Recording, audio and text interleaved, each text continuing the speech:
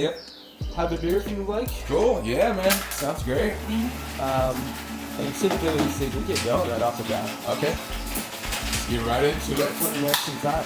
How was your PA? I'll expect more. Yeah, it was good. Yeah, it was good. I just came from work. Just came from the Which old. we'll get into that. Yeah. So you're coming from UT? UT. Yeah. The old chemistry department. You're a chemist. Technically, yes. What is C10H15N?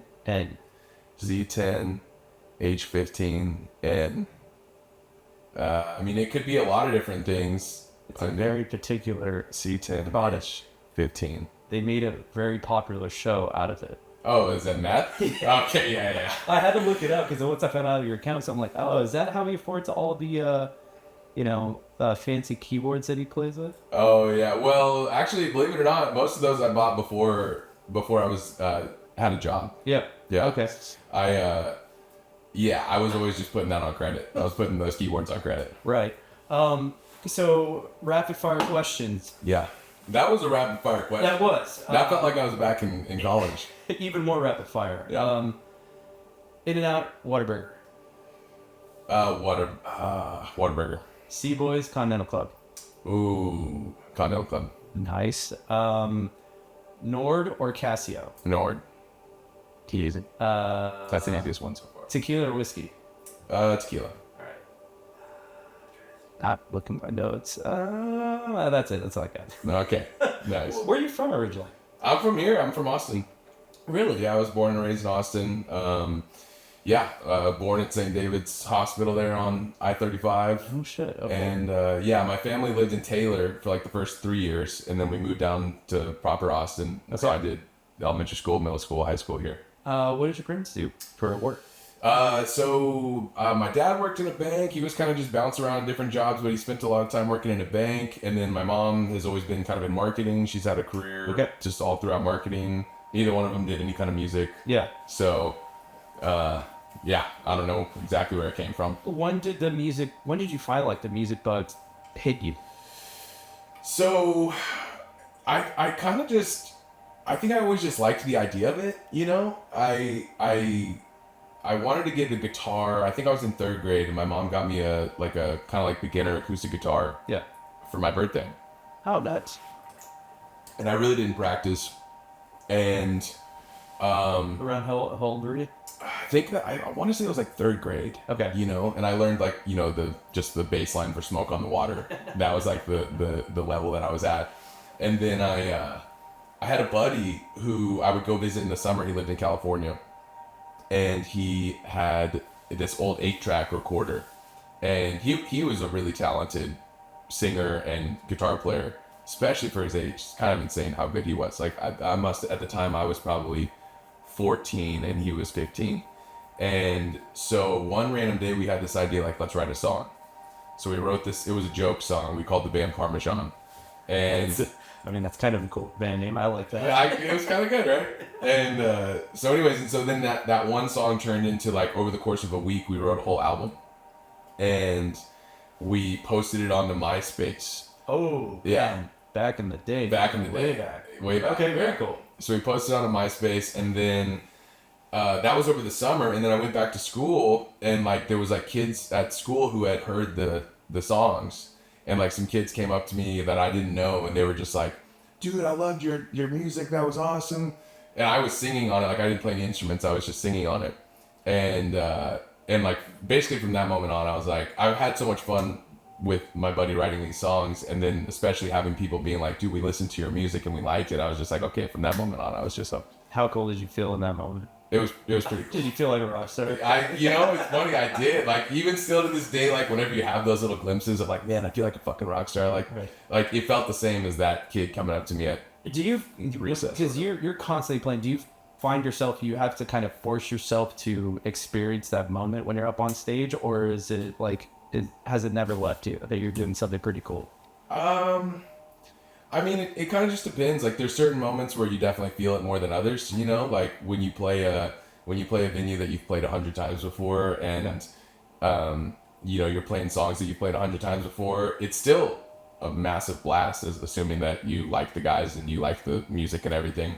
But then there's those moments where, you know, you play ACL. Like I had my first time playing ACL this year with Animeros. And like that whole day, it was like, felt like a fucking rock star and shit. I was just like, damn, dude, like this is awesome. We got our own little green room and we're just like going around ACL and, you know, playing that stage. And so, yeah, it's kind of a little bit of both. There's those moments. And then there's those moments where you're kind of like, this is sort of just this is the gig. Like, this is the thing I do. And it's still my favorite thing on the planet, but it's not like I would feel like a fucking rock star every time I play the White Horse, you know? Right.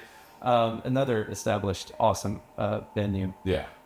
So when you were going through high school, did you ever imagine I'm going to play at ACL one day growing up in this town? Man, I definitely thought about it. I definitely Crossed wanted your to. mind, right? You know, yeah. Like I definitely, like in high school, that was one of the goals. I was just like, man, I would love to play ACL. You know, like one of my favorite bands at the time was Kings of Leon, and they had headlined ACL one year. And I was just like, man, dude, I want to be Kings of Leon up there headlining ACL. You know, still got a ways to go to do the headlining, but yeah, it was definitely like a bucket lister, you know. And there's like, at least in Austin, there's not that many more left on the bucket list, you know. Like there's still a handful of venues that are on the bucket list and a handful of things that are on the bucket list, but ACL was a big one. So yeah, that was pretty huge. We'll come back to that. So you obviously, given your application, I just found out you went to college somewhere. Where'd you go? I went to Tech State. I saw your hell yeah, podcast. right out of the up. Yeah. I as soon as I graduated, I got the tattoo. Nice. Now I'm spending a fortune trying to get it removed. Dude, I took my last final in Mass Comm at Old Main, and I'm like, all right, I'm done with my college career. Let's go get a tattoo. So we went to this, I forgot the name. I think it was called Bubba's. Okay. And it was right behind Treff's Tavern. Yeah. So I went there, got my tattoo, and I'm like, all right, yeah, what? So why are you removing it? Just because I didn't like it. It was kind of a spontaneous thing. Yeah. I'm like, I don't want it. I don't like it anymore. I love the school that I went to. I love the experience, but just like, I don't want it on my body anymore. Like, I gave them enough money. Yeah. It's like, I don't need to market them. And then the stars, I was a dumb 18-year-old kid. I was like, I'm going to get stars on my arm because Travis Barker had them. I want to be just like Travis Barker to come. And I'm like, that didn't work out. Yeah. Are you a drummer? I used to be, yeah. Okay. Growing up in high school, coming from a small town, like everyone played guitar, everyone wanted to sing. Yeah. So one of my buddies, exactly. One of my buddies was like, "Hey, Ramon, you're responsible. You'll show up to band practice," because I would just like hang out and listen to the band as they were playing. He's like, "We're gonna put you on the drums." I go, "No, you're not going to do that. I don't know how to play the drums. It's easy. Trust me." So I got on the drums and I played a simple beat, and before I knew it, I was in the band. Just because I was responsible. Yeah. Their drummer had gotten arrested, and mind you, he was in high school, so things weren't looking too good for us. Sure. It's like, we need to find a drummer because we have shows that we want to play. Yes, I gotta have a drummer. Yeah, exactly. You gotta have it's nice to have a reliable drummer. Yeah. And then so that kind of let me play for 3 or 4 years, and I played in, all the small local bands in Alpine, Texas. We got to play Railroad Blues, if you're familiar. It's a small bar out there. They have a big festival, and that's one of the venues that they... Did you play in San Marcos at all? I tried to, but roommates, they don't like that too much. Yeah. Drums is hard. Yeah. And then I did roommate with this one guy who was an excellent drummer, and he just put me to shame. Wow. He knew everything about drum rudiments, and he was just fucking so good, and I'm like, I don't want to play this anymore. I'll just play guitar. Yeah. So I would strum on the guitar, and we'd have jam sessions, but it wasn't anything serious. Gotcha. Yeah, so I forgot where you threw me off. Something about school. Oh yeah, school, Texas State. You went to Texas State. Uh-huh. Did you know what you wanted to go to school for? No. I kind of didn't want to go to, like, there was a part of me that didn't want to go to school. My mom was, like, really insistent, She's just like, you got to go to school, you got to have a backup plan. Yeah. Which at the time, I think I kind of logically thought that makes sense, but I still didn't really necessarily want to go. And so I went to school, and I had a band in high school, and then that band kind of fell apart. We all went to, we all kind of went our separate ways, and so I joined some guys in college, and I was playing music the whole time, and I was just getting my, whatever you call it, prerequisites out of the way. Yeah. And, this band happened to be, interested in some, some fun activities that involved psychedelic drugs. And What's the band name, by the way? it was called Loose Leaf. Okay. What year did you go to Texas State? 2009 to 2016. I did a master's there. We were there at the same time. Really? Yeah, after I Were you taking photos or anything? no, I got into the mass comm degree, so I would like film stuff for KTS, not KTS, what was the news stations, the Bobcat Update. That was it, and I would do some stuff for the radio, KTS. Okay. And Cool. so I also worked for the newspaper there. But damn, we were right there at the same time. It's It great. was 2010 through 13. I was a fifth year senior. Yeah. Fun. I was a fifth year senior. Yeah. Yeah. Okay. So, did you have an idea of what you wanted to do out of high school, or was it? I mean, forced me to. Yeah, I mean, I knew I wanted to. I mean, it's not even like she forced me. It was just like, I mean, I respect the hell out of my mom. I always did, and I was like, she was just like, you gotta go. And so and then my buddy was gonna go to, like, we went and visited some colleges together, and we went to Texas State, and as you know, like San Marcos is just a gorgeous little town, and we were kind of sold on it. So we went, and then, I was just doing my prereqs, and, there was this one, I had this kind of crazy mushroom trip where somehow I decided I was going to study biology. And so throughout biology, you had to take chemistry classes, and organic chemistry was like, I was always a C student. I wasn't a good student, and I get to organic chemistry and everyone says it's like the hardest one, and so I just I told myself, all right, well, I have to study every single day. I got to use every resource that I possibly can, and then I'll get my C because I'm a C student. Like, that's what'll happen. And so, I love you set the expectations low. yeah. Well, I mean, I didn't truly, like, if there's one thing that I learned out of school, like, I have mixed feelings about school in general and Same. college, and how much of it is a scam, how much of it is it really teaching anybody anything. Dude, yeah, same. And so, but one thing I did learn was like, okay, I'm capable of doing something I didn't think I was capable of doing. And so when I got to that organic chemistry class, I really did. I studied every day, and I utilized like every resource I could. And sure enough, I pulled an A out of it, and then took OChem 2 and pulled an A out of that. And then I got a job teaching organic chemistry, like, remember the SI program? I don't know if you remember that.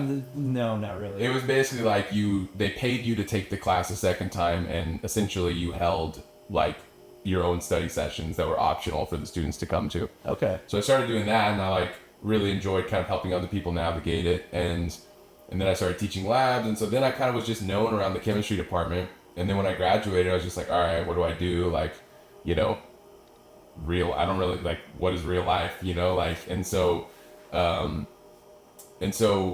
of my professors was just like, well, dude, stick around, get your master's, we'll give you a stipend, like, Okay. And I was like, yeah, that sounds good. Real life doesn't have to start, and student loans are just accruing interest, but I don't know that at that moment, and luckily those are all taken care of now. Good. Yeah. So, where does music fit in during this time? Are you still pursuing it the way you pursued your chemistry degree? Like, are you still that in depth and involved in learning how to play music? Well, so if anything, it was almost like the chemistry kind of, in some ways, the chemistry like fueled the music, because I was always like, after that time of writing that album with my buddy and just getting so into music, I was like a songwriter, and I knew just enough how to play acoustic guitar to write songs on the acoustic guitar. And then in my band in college, I was playing bass, and so I knew just enough bass to like get away with playing bass and writing songs and stuff. And so I thought of myself as a songwriter. I wasn't like a player, And somewhere along the way, once I had started taking school really seriously, and I was doing well in school in all these really challenging classes, I was just like, one day it hit me. I was just like, what if I spent all of this effort on music as well? Because I was playing in bands. I was like, we were playing shows, like we were playing the Triple Crown all the time. Triple Crown. Yeah. Dude, they would give us like 2 and 3 night runs there. Oh, hell yeah. They would let us play like Thursday, Friday, Saturday night, and we were a jam band. We were like trying to be fish. Did you ever run into Nick Taza? No, I don't think I did, but I know he went there as well. Yeah. He came over to our Bobcat Village parties. Yeah. Nice. So did you know him back then? I did, yeah. And then, life happens and we grow apart, but he was, Sure. I think he was a regular there at our Bobcat Village parties. how God, those are, I mean, it was shoulder to shoulder in a 2-bedroom apartment. Yeah. Wow, I can't believe they let kids do that.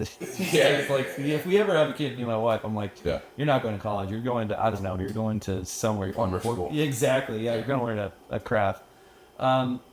So what was the next step after you get your master's? Are we working at UT? Are we looking at other places? No, so basically, like, yeah, I was like, I throughout that process, I was taking school really seriously. I was taking chemistry really seriously. Did the master's. I was playing in this band, and then I met some new people that needed to.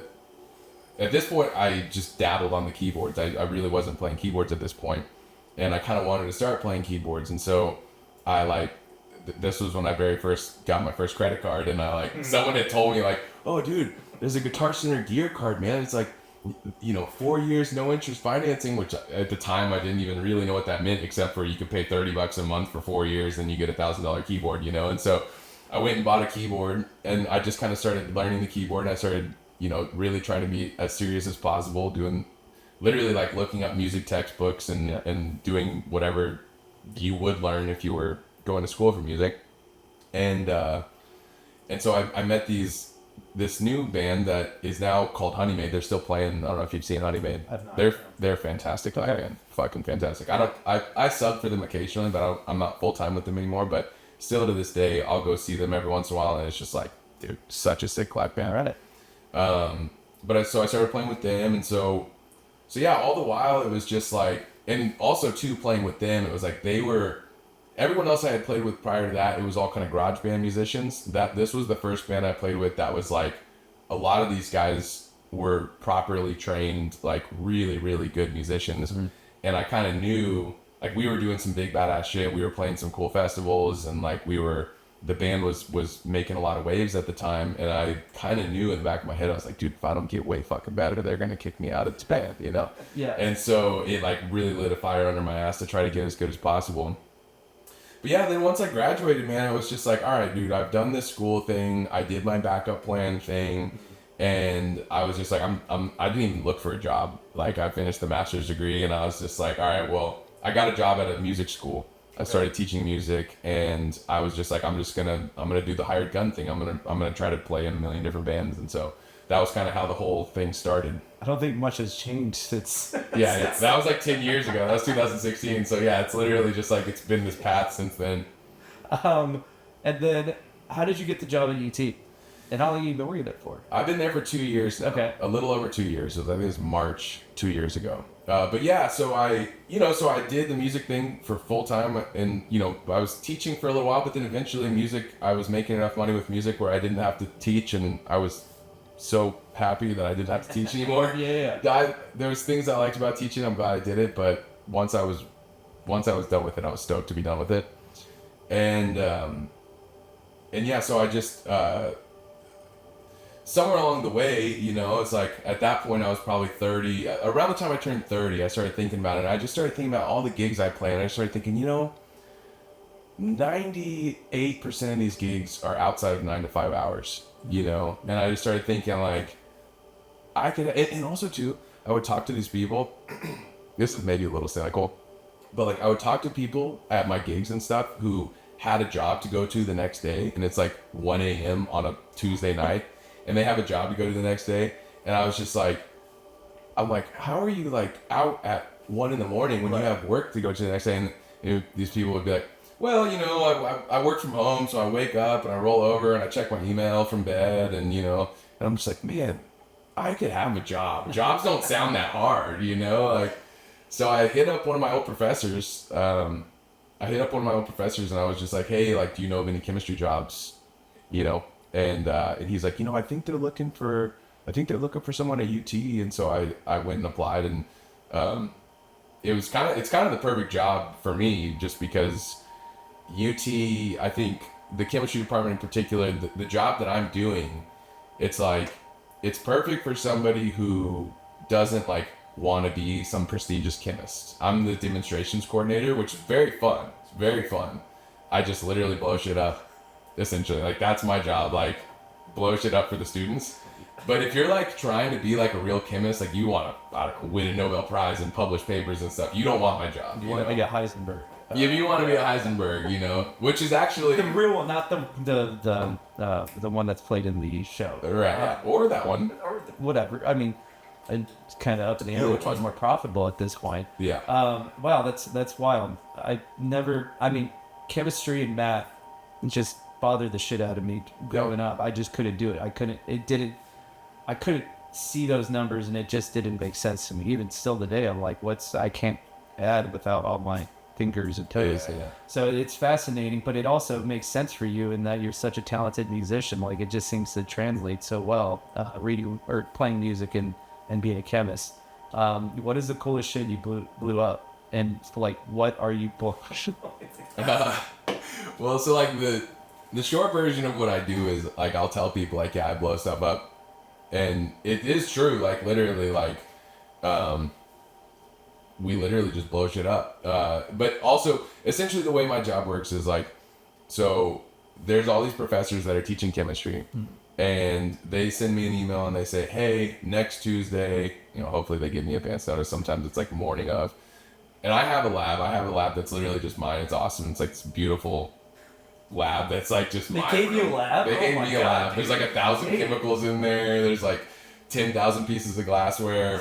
And I can buy whatever I want, and I can just basically do whatever I want. And then the professors hit me up and they say, hey, we're going over this today in class. Like, I want to do some chemistry demonstration to explain this. So sometimes it's not blowing something up. Sometimes it's like, some reaction that's really striking or cool or whatever. And so I go in my lab and I mix up all the chemicals, and then I bring them into the lecture hall, and and depending on the professor, like some of the professors want me to do it, so I get up there and I explain the demo, and I to the lecture hall, and then we do the demo, and then everyone goes ooh ah, and then sometimes it's literally just like the professor's just like, yeah, bring a bunch of hydrogen balloons and let's blow them up. And so you literally just fill up hydrogen balloons and you bring a candle and you just explode them. I'm going to try to be very careful in how I phrase this question. There were some decades ago, there was a disaster that happened where 2 buildings suffered substantial damage. Right around 2000 era. Catch my drift? Yeah. I think it was 3 buildings. There's 3. Yeah.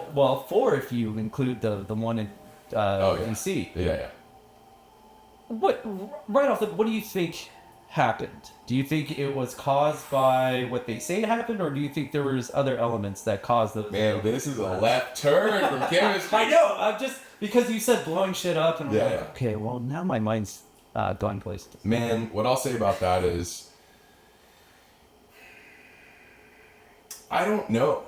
I'm like, for me, like with any kind of conspiracy versus the official story, like my stance on a lot of things like that is, if you could show me irrefutable proof that it was planned out, I'd kind of go, yeah, I could kind of see that. And then if you could show me irrefutable proof that the official story was true,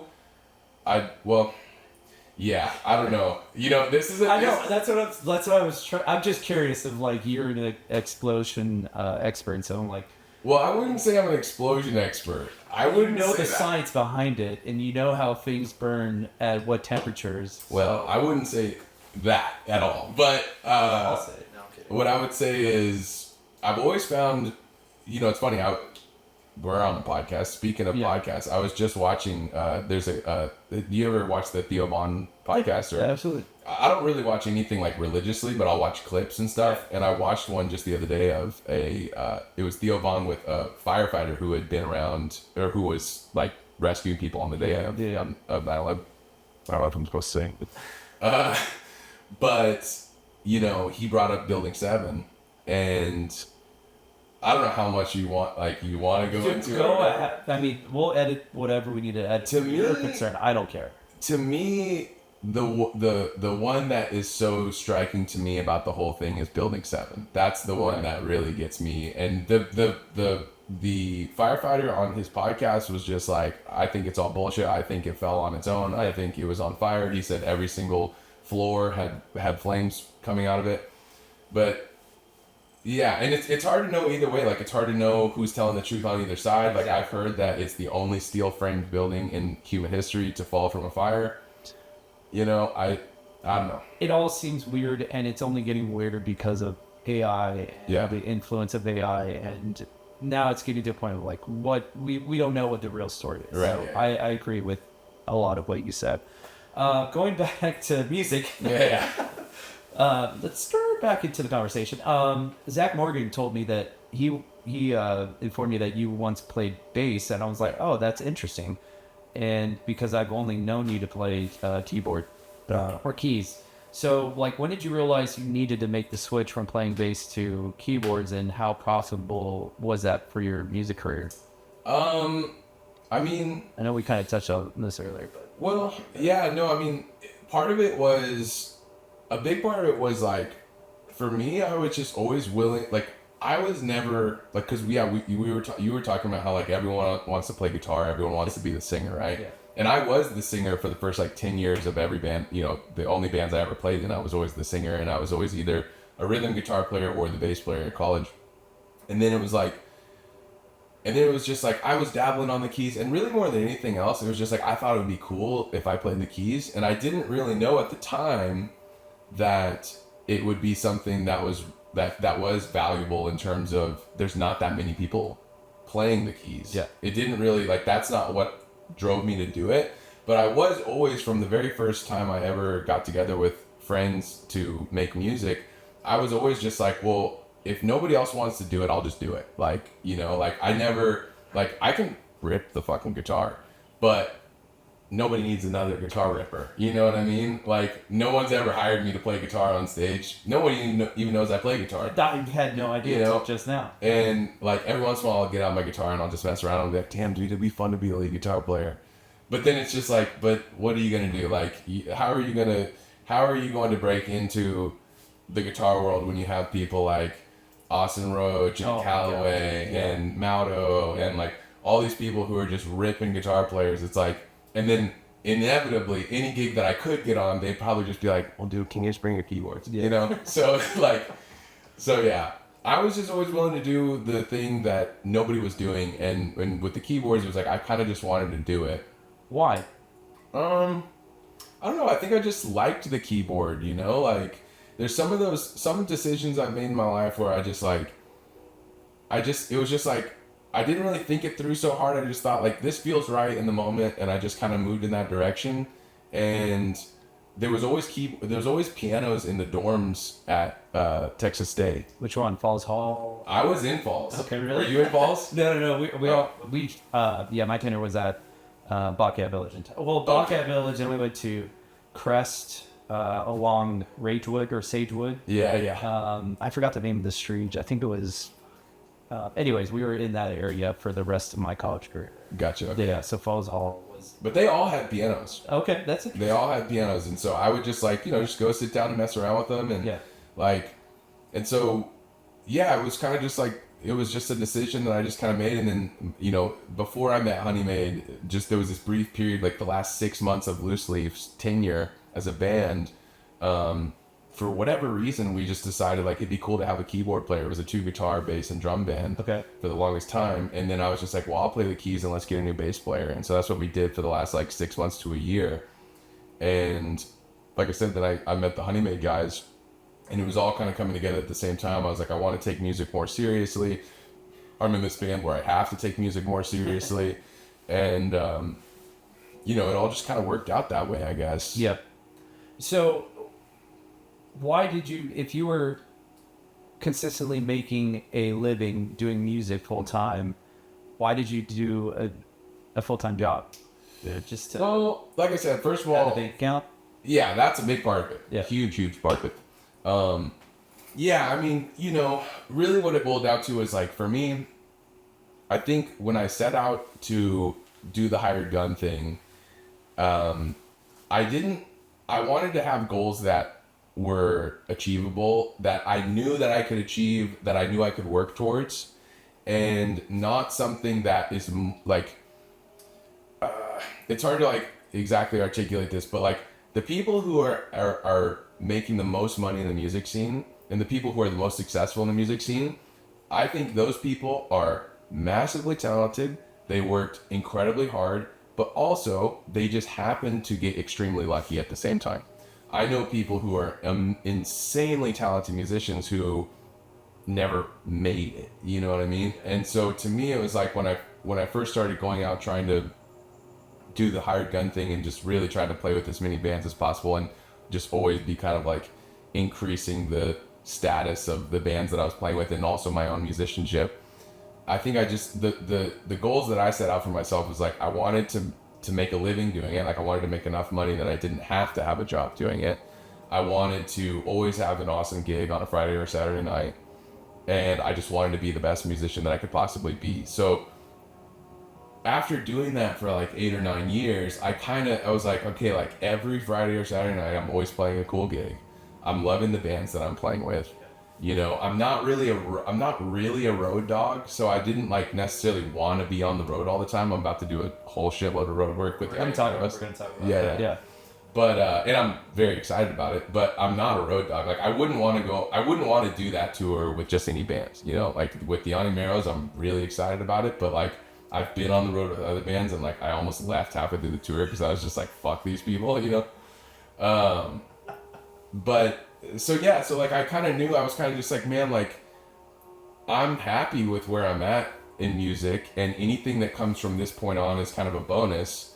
And I kind of just thought, you know what, like I could have a job, and then everything would just be that much easier, and I wouldn't be stressing about money ever, and I, you know, and also too, I could think about my long-term future. You know, what does my life look like in 10 years? What does my life look like in 20 years? Yeah. You know, and that was really kind of once I started thinking about that, like, what does my life look like at 60? You know, and I started talking also too. How old were you when you started thinking about that? You were well past in your 30s at least.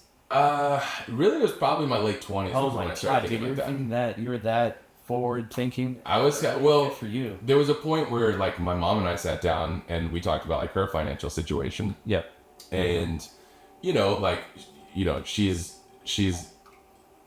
I started looking at the situation and realizing like one day the chick will come home to roost. Like, Absolutely. you know, my mom's mid-60s, like she wants to retire, and she's gonna be able to retire, but she's gonna have to work a little longer than she thought she was gonna have to.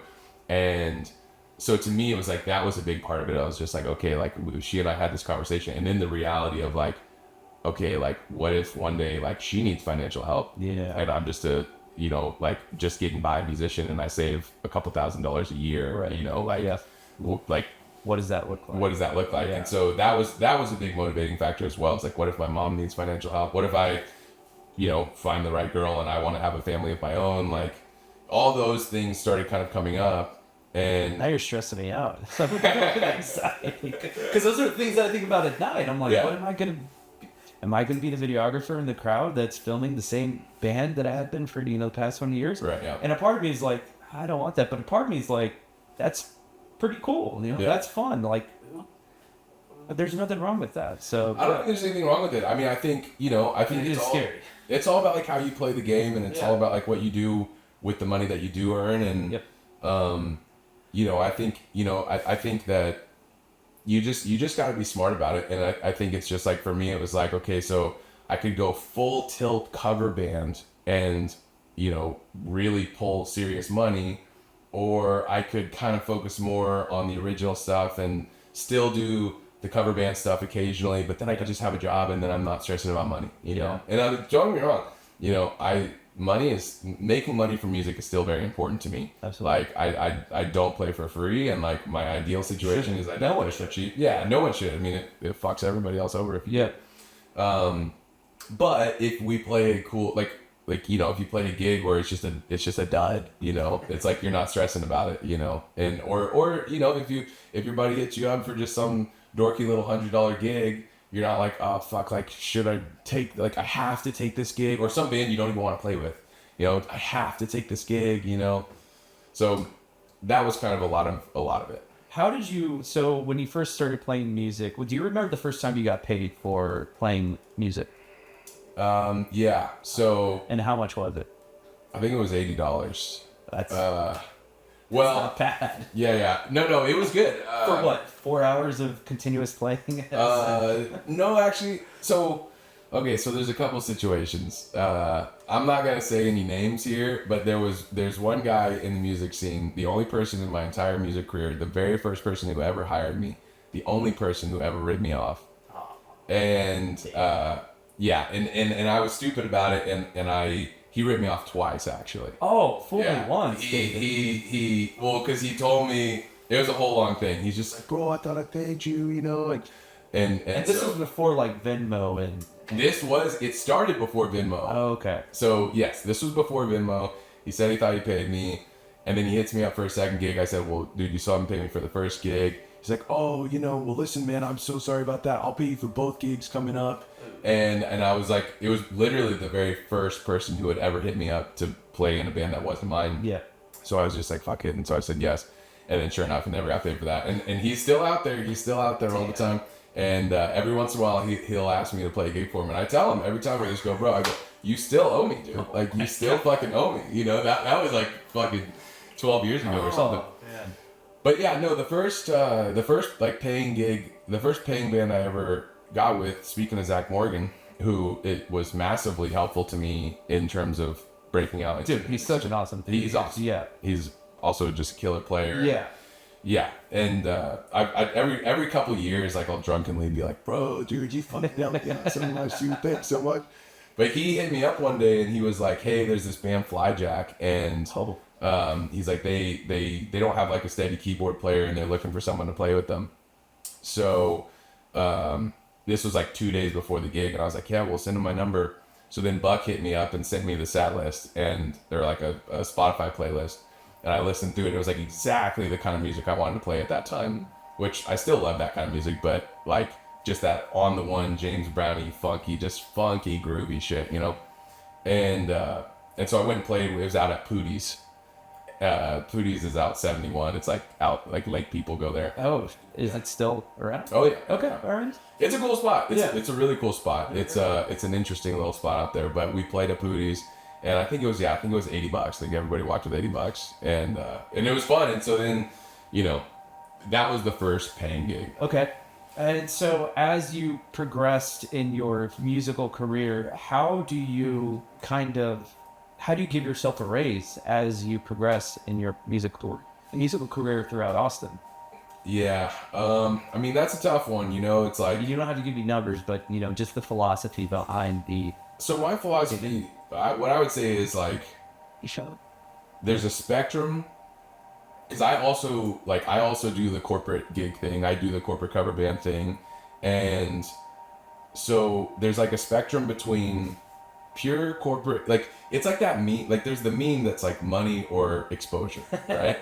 And like everyone, I'm so familiar with it. Yeah, you're familiar with it, right? But the brutal reality is like that actually, at some, not as often as people say, but sometimes there is that balance, right? And it's like, okay, here's like, we're opening for this way bigger band, but the entire band's only getting $250, So there's a spectrum between gigs. What I would say is the more I'm on the cover band end of the spectrum, the more I'm like, money matters. Sure. Yeah. And then the more I'm on, we're doing something original, the more I'm like, okay, money still matters, but I'm not tripping as much. And also too, factored into that is like, what venues are we playing at? If we're playing at some dorky place where, no one's listening to us, we're playing for 3 hours and we're mostly playing covers, but it is technically an original band, then like, that's not the most preferential situation, but everyone's walking away with $100. Versus you go play at Saxon Pub and maybe not that many people showed up, but at least you were in the room, you were smoozing with the sound guy and the bartenders and the whoever's there, and you're in a good room and you're pushing this thing forward. To me, I'm less concerned about money when I feel like we're actually pushing the ball forward versus, okay, we're just getting a rep in at, whatever. Yeah. Whiskey Tango Foxtrot. Were you here for WTF? No, yeah, it was. That's where I first discovered Nether Hour and them boys.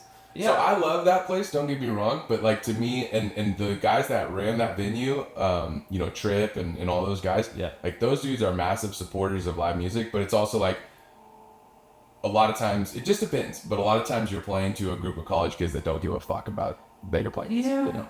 And it's a little different, I think, over at East End. East End is awesome. Getting, I mean, it's getting some notoriety. Like Grayson's played there. Yeah. Animero's been there. That's all. Yeah, I popped in for a DJ set. I think they're called the Dirty Texans. They're like EDM, but they play guitar in their set. Yeah. And I walked in there and I was like the only person there. It was some other DJ playing. I got the wrong night. I'm like, fuck, all right, this place seems cool, but I'm just not going to hang out here because there's nobody here. Yeah. But it seems like it's a really awesome spot. And so one of these days I'm going to go check out a show. Whiskey Tango Foxtrot, that place moved, right? I think it's gone. It's gone forever?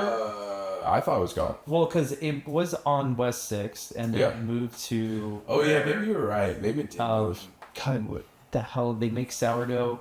Easy Tiger. Yeah. I think they took over that spot now. Yeah. So I haven't been there in a while, but no, yeah. And that's not me in any way. Like I said, I'm not trying to shit on anybody. I picked the Whiskey Tango Foxtrot because I was like, okay, that's not a venue that's still around. No, yeah. You know what I mean? But then I remembered, like, oh, well, fuck, Trip, like, ran that place. And Trip really is a fucking...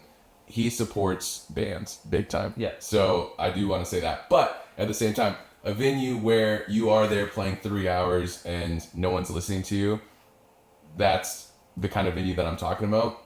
But really, like, as an answer, I think more to your question is, like, as far as, like, how do you, like, give yourself a raise? Like, for me, what I think is it's, like,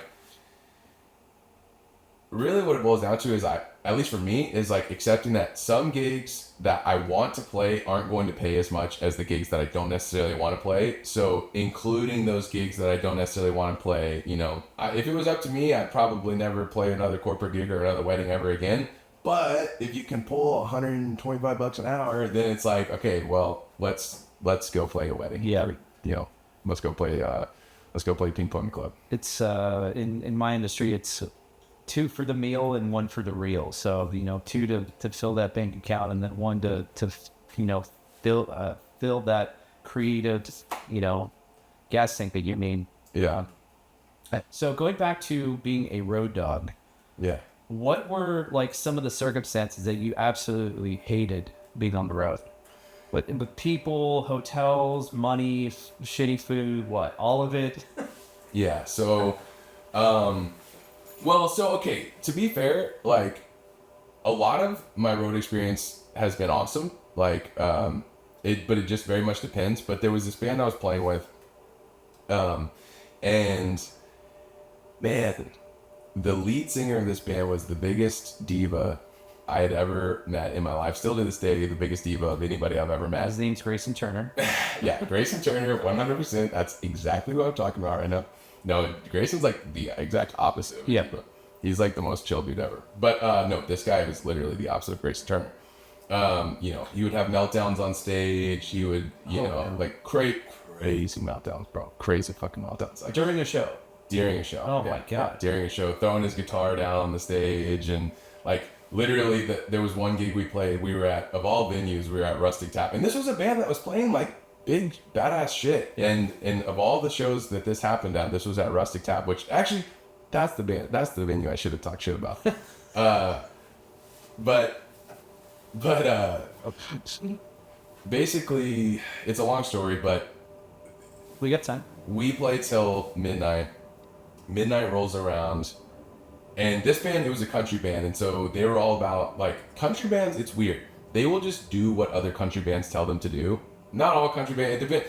Austin country is different, but We're talking like Nashville country. we're talking about, like, well, yeah, it's like weird, like Nashville country bleeding over into like rural Texas country, kind of, in a way, like, and I'm sure that there's a million bands that totally defy what I'm about to characterize this as, but it was like they were told by some bigger band, who, to be fair, was taking them on the road and they were playing big badass shows because, but they were told, like, you have to wear in-ears at shows, and, like, you know, and so what happened was we would bring our own rig to run our own ears, and then the sound guy would take lines off of that. So long story short, we're playing this gig, shit was all fucked up, the sound guy didn't show up until like an hour late, classic Rustic Tap, and yeah, I don't really feel bad about it. You're kind of on. Yeah, you're on point. And so midnight rolls around, which is like when, you know, you have to stop playing because the venue's going to get a ticket, like there's sound ordinance stuff, like whatever. And the band leader just keeps calling songs. And I'm just like, oh, it's kind of awkward. And like Keith Sanders was there. And so these guys weren't really part of the Austin music scene. And so, because they were all from, they weren't from Austin. And so. Mississippi, I believe, is where Keith's from. Anyways. Oh, yeah. I'm talking about the guys I was. Oh, okay, kind of. Yeah. He might be, I thought he was from some South West Louisiana, but whatever. So, but I know Keith Sanders, and Keith Sanders is there just because he hangs out with that, in that scene. Yeah. And Keith like comes up to me at one point. He's like, "Yo, dude, like, y'all gotta stop." And I'm like, "Okay, like, yes, I'm down to stop." Like, and so I start packing up my gear. It's like 12:05. Band leader keeps calling songs. It's 12:15. They cut power to the stage, but they're all running ears, so they're still playing. Oh my god. And like they're still hearing what they're playing, right? And then everyone in the crowd is only just hearing the drums, but whatever. And so then literally the fucking bouncers come up and they're like, "Yo, y'all got to get off the stage." And the singer just fucking smashes his guitar on the ground, storms off stage, flips the merch table over, his merch table, flips the merch table over, just goes on this huge fucking rant, rips the merch guy apart, and then like, dude, like, and so that's all like not even on the road, right? But the bass player, I always felt bad for the bass player because he was like, dude, I thought he was the best one in the band. He was really talented, really good singer, really good bass player. But for some reason, he was the punching bag of the band. And I never really understood it. And it turned into this like 30-minute drunken hate fest on the bass player. And I'm like just staying silent because like I'm like the new guy in the band, and like I'm just like watching this whole thing go down while all of these other guys in the band are just ripping this guy apart. He starts crying, and he's just like, "I just want to do my best for you guys, And I'm just like sitting there just going, "Dude, why are you letting them talk to you like this? You didn't do anything wrong." You're just doing your best Stevie Wonder, not even fucking looking at them, right? I was just sitting there just kind of watching it, just like, what is happening right now? This is the craziest thing I've ever seen, because the Austin music scene is very chill. Even if somebody really fucks up, it's pretty rare for someone to really rip somebody apart, So, long story short, after it's all over, I haven't said a word, and the band leader's like, "Does anyone have anything else they want to say?" And I was just like, "Guys, I don't know exactly what's going on here, and I'm not trying to get in the middle of any of this, but I was like, Dylan, I thought you played a good show, and I just want to give you a hug." Like, I give the guy, we're in the back, we're in Bum Piss Alley behind Rusty Tap. Oh my god. And like, I give Dylan a hug, and then it's just dead silent, dude. Just fucking dead awkward silence. And then,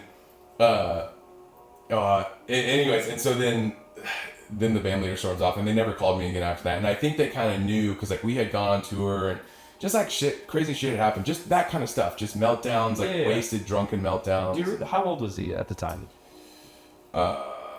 Probably mid-20s. Okay, all right. Yeah. I feel like age might have been the issue there, but also, anyways, there's probably a ton of other issues. Okay, well, that's exciting. Yeah. That was a fun story. It was crazy, dude. It was crazy. Probably shouldn't have said.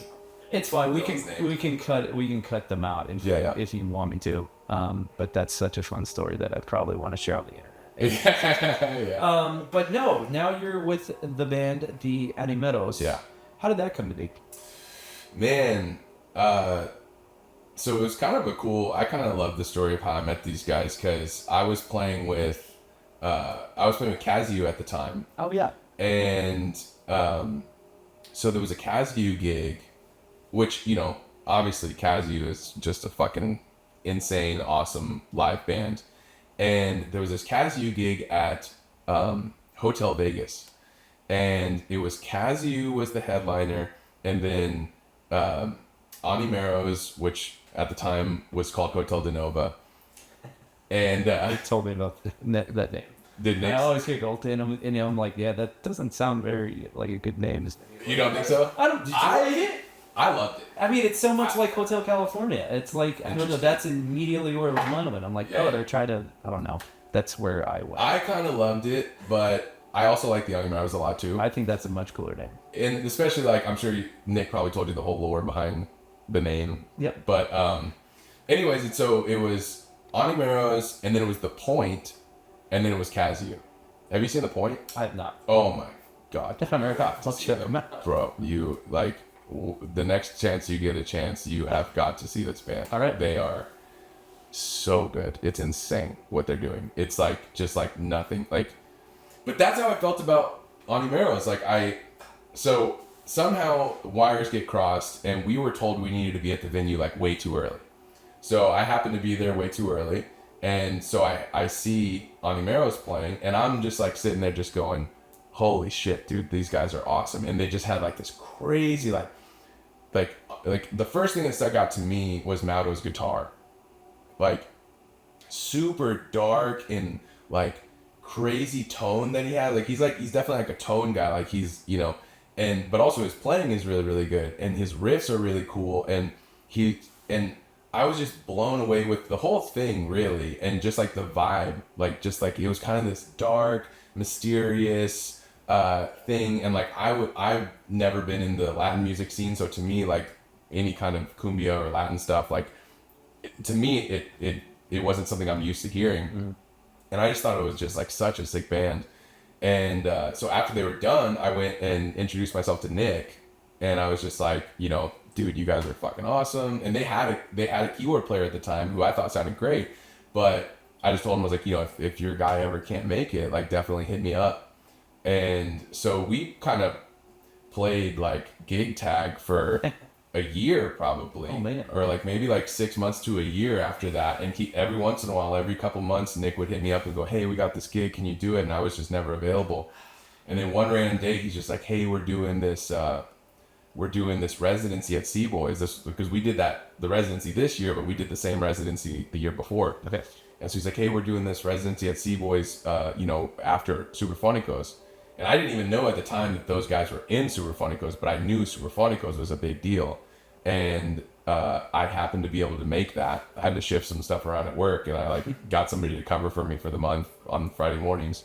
And I was able to make it. And then from then on, it was kind of just like, after that month especially, I think I was kind of just I was just the main guy. Yeah. I was just like, yeah, I mean, those dudes, like, the music is awesome, the hang is good, the money's good, like, it's a great fucking project. Yeah. And they're doing big badass awesome shit. During that Hotel Vegas frame of playing tag, Yeah. was there a sense of FOMO, like, oh my god, I'm missing out on this gig, or it's just another band? If I don't know, you know, I didn't feel that way, like, in between, like, when he would hit me up and to play the gigs and I couldn't make them, I didn't necessarily feel that way, just because I knew it was an awesome band. I knew that I would love to play with them. Got it. But I didn't, like, to me, like, the first thing that I'm going to be stoked to play in a band with is if I really think the music's awesome. Like, when I first started playing with Flyjack, like, to me, the thing was, like, the music is awesome. I love this style of music. I would love to play this kind of music. And when I heard Hotel de No, or Onimeros, you know, to be honest, at first, I was kind of like, man, I don't know if I'm, like, even, like, the keyboard player for this band. Like, I don't know if I can pull it off, if anything, you know? And I didn't know at the time either, like, they hadn't announced that they were working with Dan Auerbach yet. They hadn't announced any of that. And so in my mind, it's like, okay, this is just a really sick local band. And I just kind of thought one day for sure I'm going to get in with them. But I did, you know, and then, you know, after that month, it was like they started talking about changing the name, and they're like, yeah, the producer wants to change the name. And I was kind of like, well, in my head, I was just like, oh, man, that might go to the know me, you know, like, fuck the producer, like, who cares what the producer. And then they were like, well, we got this run out to Kansas. And so we went out to Kansas, and then on our way back from Kansas, we had done the whole run to Kansas and back, and they kept referencing the producer, but they didn't say his name. And then for some reason, at some point, they said Dan Auerbach, and I was like, wait a minute, Dan Auerbach is the producer? And The guy from the White Stripes? Yeah. The guy from Red Hot Chili Peppers. And so then I was just like, okay, yeah, change the name. 100%, you got to do that, of course, you know. And but yeah, so now it's almost like, now I feel like I get even though I'm in the band, there's times where I'm not there and they either have another keyboard player or they've done gigs recently where they don't have a keyboard player at all. Yeah. And like on those gigs, I do get the FOMO. I'm just like, damn, dude, like, fuck, I want to be playing with the boys, you know? But sometimes it's like, you know, there's that balance of trying to keep everyone happy, because I also love playing with Grayson. I love playing with Ruby Dice. Like, you know, I love playing with a lot of these other bands that I'm playing with. And so it's tough. That to me is the hardest part of navigating the whole thing, is being like, okay, how much of myself do I give to this one band, because I don't want to like alienate my spot with these other bands. Yeah. You know, I think that's a good position to be in, but also can probably wear on you a bit. How cool is that story that the second show that they played, that, you know, Dan walks up on us and starts hearing them? Yeah, it's insane. That's just, I don't know, that's a truly magical story. And I had no idea that they were associated with, you know, Dan, until Nick came on this couch and told me about it. Yeah. I'm shocked that you kept that so close to your chest, because I would have been like, no, I'm fucking getting produced by Dan Auerbach. Yeah. What are you doing with your life? Yeah. No, it's an amazing story, and I'm so glad that he came on this podcast to tell me about it. Talk to me a little bit about how you were impressed with Grayson's music theory knowledge. Oh, man, dude. Okay, so here's the thing, right? Okay, so I'm a keyboard player, and and also too, I started as a guitar player, right? Yeah. So as somebody who plays the guitar, I still to this day, like, don't look at the guitar and obviously see music theory. And I think that's a very common thing for a lot of guitar players, because the way that the guitar is laid out, like, every instrument has its own learning curve, but you don't, like, a lot of times, like, if you just asked a random guitar player, like, what's the major third of F sharp? Like, they're not gonna be able to just spit that out off the top of their head, you know? Just because they don't need to. They don't have to be able to do that, and their instrument doesn't make it obvious. Like, when they're playing an F sharp major chord, their instrument doesn't necessarily make it obvious what the third is, right? Whereas as a keyboard player, it's like, I'm literally looking at my fingers playing the notes specifically. So when I meet a guitar player who really has good theory, it kind of like, to me, it sticks out. It's like not super, super common. But the ones that you do meet who have really, really good theory are also, a lot of times, they're like the lead players who have just like taken their instrument, you know, as far as they can. And Grayson's a great lead player. He's been playing lead a lot more recently, but he's kind of more of a rhythm player, at least in his own band. And so to me, what strikes me as kind of crazy is, like, you know, he'll just, you know, you'll ask him, you know, what key is something in, and he'll have a capo on there. So it's like, it would just be so easy for any guitar player to just get that wrong because they've got the capo, you know what I mean? And he's always on point with it. And I think he's just a really smart guy, you know? I mean, I think that's really what it boils down to. I think he's just a really smart person. He's a great songwriter. I love all of his music that he's producing, just because it's, in some way, he's so, I mean, he's relatively young, but he's also talking about concepts in his songs that make me feel something as a 38-year-old. I'm like, damn, dude, you touched a chord there that I'm like, that's some serious deep stuff that you're talking about in your songs, and it resonates with me at my age. So in that particular show, I fucked up so bad that I came home and wrote it down. Now, they're not trivial things. They're just shit that I shouldn't have done. So one of the things that, for that particular show, I forgot an audio micro SD card for the GoPro, or for the audio capture device. So I had to use a GoPro, plug that in. I forgot my shotgun mic that I was going to use for capturing other ambient sound. And I forgot one of my filters that I use on my lenses. Yeah. And throughout that show, I was like, this is amateur hour for me. I should have not done any of that. But for whatever reason, I did.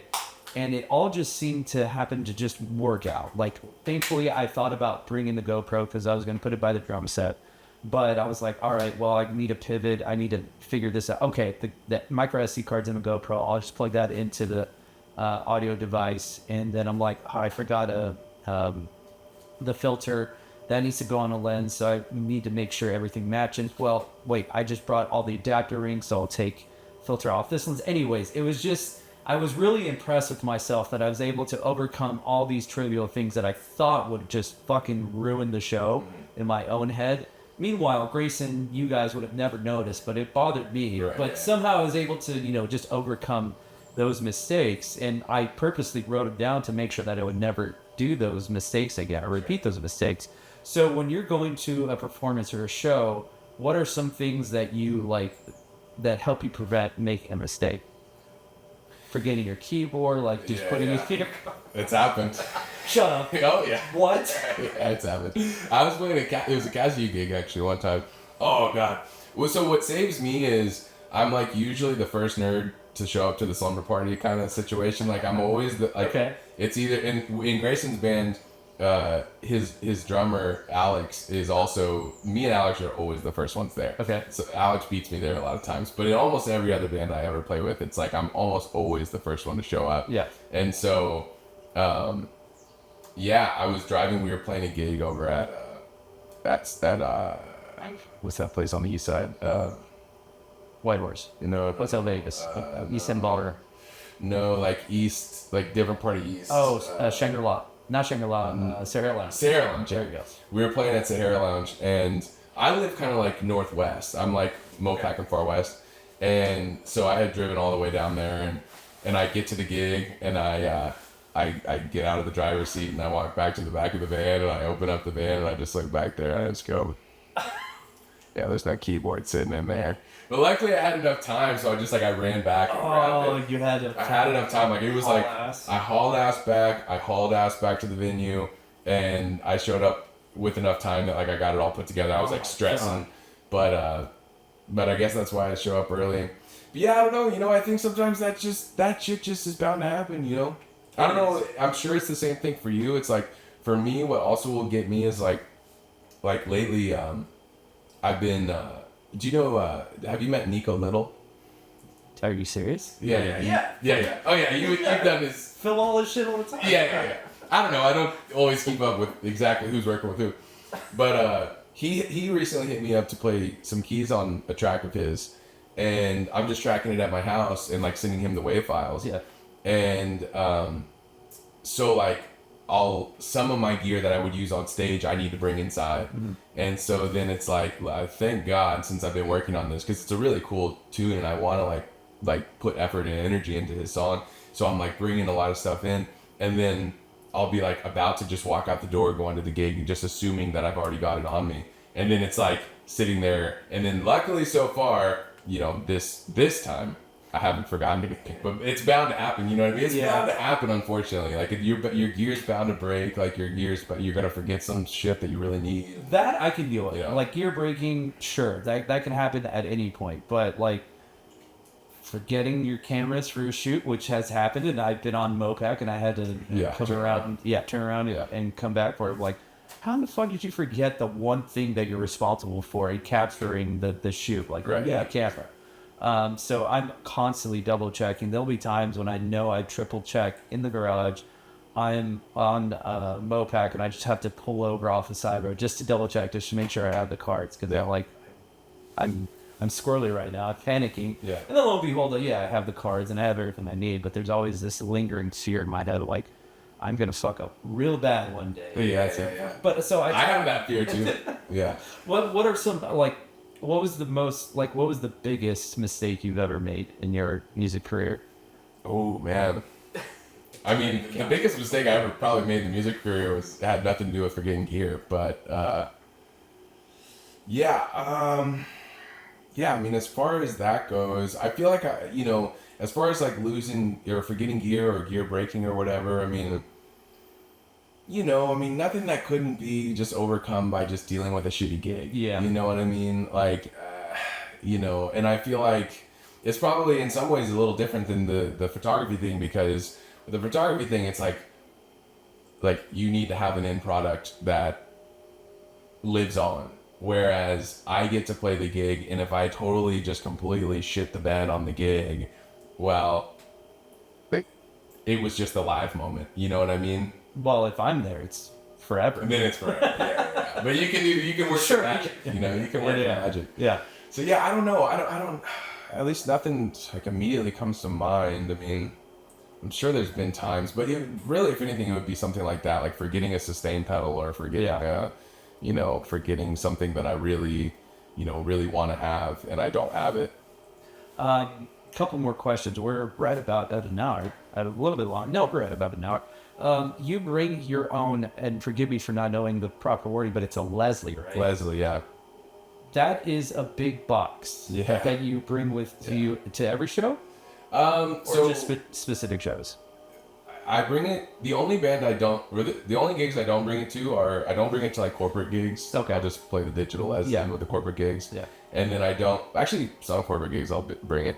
But but I also don't bring it with the Animeros just because that band is so much Farfisa organ that traditionally doesn't really go through a Leslie. And so with that band in particular, it's just like there's only like maybe, depending on the set, maybe only 2 songs of the set that actually have Hammond organ in them. Okay. So if there's very, very little Hammond organ, then I'll be like, all right, I'm not gonna bring the Leslie out. But like, for Grayson's band, really, like when I think about myself as a keyboard player, I kind of think of myself as an organist more than like a piano player. Okay.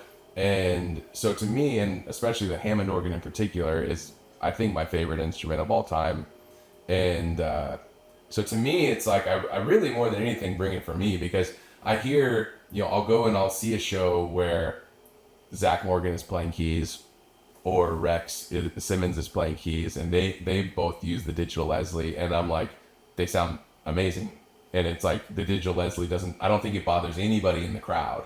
Even me, who is used to hearing a real Leslie, like it doesn't bother anyone in the crowd, but on stage, to me, it makes a big difference, And so, yeah, it's a big old giant pain in the ass sometimes, but I just love it, dude. I love the sound of the Leslie. I don't think you can recreate, it's a weird thing. You can recreate it digitally when you're listening to it through 2 speakers in your headphones or when you're hearing it through the mains. I think the digital Leslie does a good job, but when you're sitting right next to it, there's just no creating it. Or when you're in the same room with it, if you're in a smaller venue, To your point, I couldn't tell the difference. I just know you're tickling the ivories real good when it's come through the speaker. So I'm like, yeah, that sounds great. Yeah. If you were to, so how has the landscape of the Austin music scene changed when you first picked up or when you first started playing in Austin till now? Yeah. Man, well, I don't know really. So when I started playing in high school, we were playing at a venue called the Red Eye Fly. Oh, did you ever go to the Red Eye Fly? Yeah. That's where Creek in the Cave is now, right? Red Eye Fly. I don't know. It's like right next to the 13th floor. It's like two doors down. Okay, all right. I think it's called something else now. But yeah, I'd never been there when it was called the Red Eye Fly. I think it is something else now. Okay. Yeah. I think we walked into it, now that I think about it. I think we walked into it during South by. Okay. The Animeros guys did. So we would play at the Red Eye Fly. Like we got in at the Red Eye Fly, and so we would play there. And like there was a couple other venues that are all gone now that we would play at every once in a while in our little high school band, And and then I moved to San Marcos in 2009, and I lived there for 8 years, and I played music mostly in San Marcos, and with the occasional trip to Houston, the occasional trip to Dallas, and I moved back in 2016, and that was really when I started getting into the Austin music scene proper, and it's tough to say, I mean, like my gut reaction is like, I don't know. I mean, the players have changed, the bands have changed, the venues have changed, so obviously a lot has changed, but it doesn't feel, I don't know, it certainly doesn't feel worse to me than it felt 10 years ago or 20 years ago when I first started playing. I think there's a lot of people who, there's always that kind of like, me, kind of thing of like everyone hates everything, like South by is the worst thing ever. The Austin music scene is not what it used to be, and I think a lot of that is just like the bands that you used to like maybe aren't playing anymore, but there's still an awesome, incredible music scene out there that in really cool places, and places that even didn't used to be a thing. Like I remember I played Sam's Town Point This was probably 20. Yeah, yeah. Still haven't been there. I need to go. Oh, dude, yeah, it's a really cool spot. I know. It's And like cool bands play there. right. I can ride my bike there. It's basically like you live right down the street from Sea Boys or something. Yeah. Like it's like that. I would put it as like that quality of venue. But even just 10 years ago, like I remember I played a gig there with my jam band. It might have been 12 years ago now. And it was not that cool place that it is now. Really? You know, like, or at least as far as I knew, it wasn't. Like there wasn't a Hammond organ. Like now they've got a Hammond organ on stage. They have a piano there. Like they have these like proper really awesome bands, and they have a scene there, and they have the dancing scene there, and they have like, you know, fucking famous people just go hang out there, and like, you know, it's like a White Horse now. It's like a Sea Boys. It's like a Continental Club. It's like, and that wasn't really, as far as I knew, it wasn't a thing 15 years ago there. Yeah. You know? It's just a shame. I haven't been there yet. It's right down the road. Yeah. I've been so many times to Sea Boys Continental Club as a fan and also working those venues, but it's like literally right there, and I don't even know who's playing there. So I need to. It's definitely a country scene, I think. Okay, But yeah, for sure. I love country music. Yeah. Kind of just tucked away in a little neighborhood that you would never know is a music venue there. So what would you tell the musician who's thinking about moving to Austin to become a working musician? What is some advice you would give them? Well, I mean, I guess part of it would depend on like what level they've already achieved, where they're coming from. You know what I mean? If you're like a total beginner, I think the advice might be different to somebody who's like a proper player, who's kind of proven himself in some other, like if you're coming from Nashville and you're somebody who's already a gigging musician who has made their living, you know, and you've already played a couple thousand gigs, I don't know if you need my advice at that point, you know? I think Well, Nashville, I feel like that's a different music scene than here in Austin. Totally. So I guess what are some etiquette that is specific to Austin, if there is any etiquette?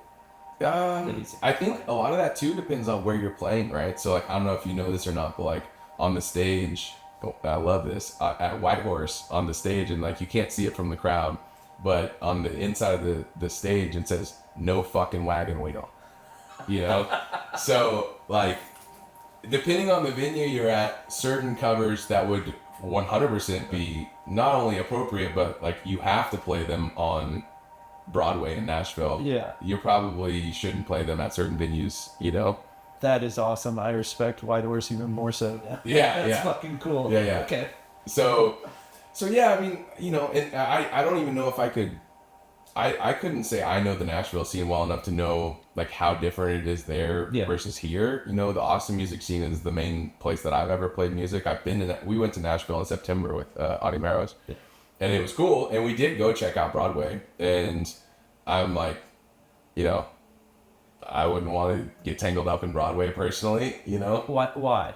When I went there, the musicianship blew me away. 100%. No doubt about that. The musicianship is insane. There was this guy, Joe Fick, who was he's a bass player, and he was slapping the shit out of it, and they did like a Reg and Ord Eat song that I requested and paid him like $20. Yeah. It's fucking amazing. But yeah. I mean, the main thing to me that stuck out about it is like, I mean, I kept joking with the boys. I was just like, dude, if we turned a drinking game into how many times have we heard Tennessee whiskey walking up and down the street? How many times have we heard girls just want to have fun? Like the stuff that, you know, you play in a very corporate cover band. Yeah. And like you said, 100%, the musicianship is absolutely top notch. Like, I mean, and that's the, and I don't know, again, I'm kind of talking out of my ass because I don't know the scene that well. You're talking just from like experience. Like, that's what I want to know. But what strikes me is that, like, it strikes me as like, you have to be on that level. You have to be on this really high level, even to play those Broadway gigs in Nashville and to be on those spots. But then when I've asked musicians about like, what kind of money do you make at those spots? Like, we're talking about like Rustic Tap money, you know, we're talking about, and fundamentally like a similar gig to Rustic Tap, except the difference is that Rustic Tap, you know, you can play whatever the hell you want. Yeah. You know, I mean, granted, you know, you're going to do better if you play the crowd pleasers. Sure. But, that's interesting. Okay. I think that I get the vibe that that's one of the big differences between, for example, Nashville and Austin. Is I get the vibe that Austin is a little more. I mean, it's the whole keep Austin weird thing, which I don't even know if is a thing anymore. But like, I get the vibe that it's more about. It's less polished, like Nashville country is like polished, which I don't think is a bad thing. I mean, I love some polished out Nashville country. In brief interactions. Yeah, exactly. I mean, it just depends. Yeah. I'm like, dude, I think, pop music and like highly produced music sometimes is like phenomenal. I've had to learn, as funny as it sounds, like I've had to learn some like Backstreet Boys songs for weddings and shit. And some of these songs, dude, they're like these really sophisticated gospel chord progressions. And if you're a chord progression, I'm a fucking chord progression guy. I love a cool, sophisticated, dense chord progression. And some of these songs, like even like Britney Spears, like some of these songs, like fucking what's the one? Dang, dang, dang. Her like whatever most famous one. Oh baby, baby. I don't know. Okay, well, yeah. That song, the progression of that song is really cool, and some amazing musician wrote that song. Some people want it that way. Yeah, there you go. Exactly. Honestly, that's like kind of a fun song. It's kind of like from a chord progression standpoint, and especially if you're playing that song, like when I play it with Moon Tower, and you got Miggy singing it, dude. I mean, Miggy is, you obviously know Miggy. Yeah, obviously. Wait, you play with Moon Tower? I play with Moon Tower too, yeah. I have never seen you at a fucking event that they put together. So I know you don't do it very often. I don't know where I am on the list. I kind of love wherever I am on the list. I kind of love where I'm at on the list. I would say I probably do anywhere from like 10 to 20 gigs with them a year. Okay. All right. Back when they used to do the residencies more often, I was doing the residencies somewhat often. But as far as like their proper weddings and stuff, I do like probably 10 to 20 a year. Did you ever do Eisenhower's? Oh yeah. Oh yeah. Those were so fun. Yeah, exactly. So that music, some of that music, it's pop music, it's top 40s, it's like shit that like a lot of people would love to hate on. But if you really dissect some of it, you're just like, damn, dude, like this is actually like I said, some amazing musician, producer, whatever, wrote those songs. Yeah. And so even if it is Britney Spears or some musician that we would all love to talk shit about, like, you can't deny that some of it's kind of cool. They're bangers for a reason. Yeah. I definitely matured in my musical taste based off like, well, if people are dancing to it and they're enjoying it, why should I shit on it? Yeah. That was big in my college days. I was like, it has to be Bright Eyes, it has to be Interpol playing at a party. Yeah. And then I realized no one wants to listen to that shit. They're trying to like drink and have fun. So that was me with Fish. You're Fish head? I was a Fish head. Okay. Well, in college, I was definitely a Fish head because the guys that I was playing with, they introduced me to Fish, and we were a jam band. We wanted to basically be Fish, and it was like if you played for the right crowd, like when we would play like the kind of hippie psychedelic music festivals, I mean, everyone loved us. Yeah. But you play for the wrong bar, you clear the bar out. You play the bar where 80 Pie's all at. Yes. Exactly. Yeah. Exactly. You get the right frat, and like you get the jam band frat, and they're all stoked about it. Dude, we always joked like there was 2 different bars in San Marcos that we played at and just completely cleared them out, and then within like 2 weeks the bar shut down, and we would always joke that like we closed the bar. Like What was it, Green Cherry or was? No, it wasn't any like cool bar. Okay. It was just some random little bar that like for whatever reason had us play, and we cleared out the bar, and then like within a couple, it was one of those revolving door bars. Did you ever know Miles Outgeld? No. He now owns, it's called Axis. Okay. On the square, but it was Taxis. I remember Taxi. Yeah. So he bought it from Taxi. Okay. And it went through a couple name changes. Now it's Axis. But he was like, he would throw festivals. Did you ever go to Head for the Hills Music Festival? No. Oh, dude. We would, I forgot what fest. I think it was a KTSW like sponsored festival where I got to see, damn it, something and the Honey Bears. What is his name? He has a side project called Ice Pick. Doesn't ring a bell. He says bitch a lot in his songs. Black guy. I don't know. Shit. Oh, Black Joe Lewis. There you go. Okay. Yes. Yeah. He was one of the first concerts I saw it at, and I'm forgetting everything now because I'm old, but no, he brought his band in and it was put on by KTSW. It was a fucking amazing show. Yeah. He killed it. But yeah, no, I don't remember any of those tapes now, other than Triple Crown. Triple Crown was one of the best ones I've had. And then there was obviously, Tantra was really, really cool too. Tantra Was awesome. Coffee shop. Yep. Tantra. And then there was a brief little moment there where the Texas Music Theater was a really cool thing. Yeah. Brief little moment. We saw, I fucking can't even name the band now, but Bright Light Social Hour. Okay. Yeah. They killed it. Yeah, they're awesome. They're really fun. Yeah. Okay, last question. Yeah. As we're wrapping this up, what would you tell that 13-year-old David about your life that you're living now, and how would you improve it? If you could go back in time and tell him, like, this is what you need to do. I think I would say, don't ever not do something because you think it's too hard to do it.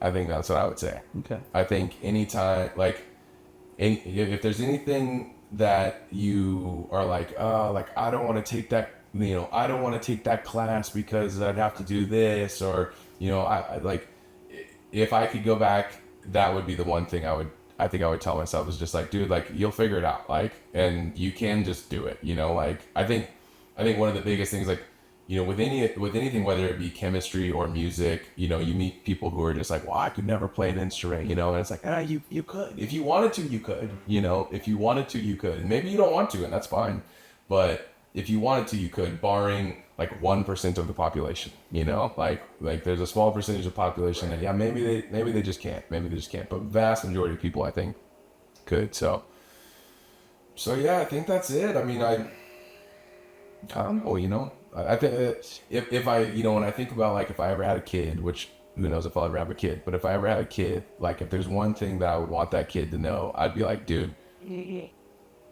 learning a skill is so much simpler than people make it out to be. It's like, you just do small little things, like learning to play the piano. It's like you start really simple and you start real fucking slow. You put the metronome on 60 beats per minute and you ease your way into it. If you're trying to learn chemistry, like, you run practice problems. You run the easy practice problems first until you really feel like you know those practice problems, and you move on to the harder practice problems. And I think that I was like this, where I just assumed that someone who knew how to do something, someone who was good at math, someone who was good at music, I just assumed that they were just good at it. And I didn't really, you don't see those hours that somebody puts in, And so I think that's what I would say, is just like, dude, just put in a little bit of work every single day, and then whatever you want to do, you can do. Awesome. Well, that's a great bit of advice for anybody, really. So thank you for that. And what are you playing next? Friday, I'm at Mama Dearest with my buddy Shane Fitzgerald. Okay. Who is a ripping guitar player and writes some really cool songs. I walked by that bar so many times. I've never gone in. It's a cool little spot. I hear music coming out of it. Yeah, I should pop in. Okay. We played there. I played there once before. It's kind of like his spot. He plays there a lot. Okay. It's like it's like real low key. It's like, you kind of run your own sound thing, but it's like, it's a good hang. It's a good hang. Doing that, just doing a wedding on Saturday. Nice. And then, gearing up to fucking go all over the world with Bunker Arrows. Yeah. We'll have to have you back so you can talk about that. Dude, that'd be cool, man. Talk about that excursion. But, maybe next time we get into more conspiracy theories. We didn't talk about the, and I'm not even like a conspiracy theory guy, but we did. I think, are they really conspiracy theories if they're all coming true? Yeah, well, that's the thing, right? Is like a lot of things are either just totally out in the open, like admitted, like declassified, whatever. Yeah. But, this whole moon thing. Oh. The moon thing. I don't know where you're at with the moon thing, but. I used to think that we never landed on the moon, and then I went to Madonna Observatory where we did a star party. Yeah. And they explained, like, there's certain panels on the moon that kind of reflect light, and that's how we receive data. And so that tells me that, okay, maybe we did like a moon. Yeah. But then there was some videos that I watched about how Stanley Kubrick, was part of filming that shit. And I'm like, Well, the videos look fake as fuck. The videos look really fake, and so I'm like, I don't know. I'm playing too much ARC readers now. I don't have time to dive into conspiracy theories. So I feel you. I'm like I am on almost any of this stuff. I'm like, if you could show me 100% proof that we didn't go, I would kind of be like, yeah. Okay. You're a bit of a scientist. Yeah. Like, I mean, I'm like, yeah. But it does remind me of the story about the Polish government. Did you see that they were trying to land on the sun? Oh God! They're trying to land on the sun, and they're getting ridiculed. They're saying, you know, you're gonna burn up in the sun's atmosphere. You'll never make it to the sun. They said we're gonna go at night. Oh. I don't know if you're joking or if that's real. That's a Norman Donald Okay. joke. I literally last night I told that joke like 10 times last night, and so I was just like, oh dude, I have to fucking fill that in. But yeah, that's you got me. I'll have to remember that one. We're gonna go back. I'll use that on my wife to make the laugh, and she'll get a kick out of it. My dad would love it. He loves a good pull-off joke. Yeah. But anyways, all right, brother. Thank you so much for taking your time. Work's been down here. I really appreciate it. Best of luck on your touring and travels, and we'll see you at the next show that you play at. So, all right. Thank you. God bless. Right on, dude. Podcast. My first ever podcast. Good. You did very well. That's so cool. I didn't have any doubts you would. Yeah, man. That was fun, dude. Good. Dude, you got a sweet little setup. Oh, yeah. Thanks, brother. Yeah.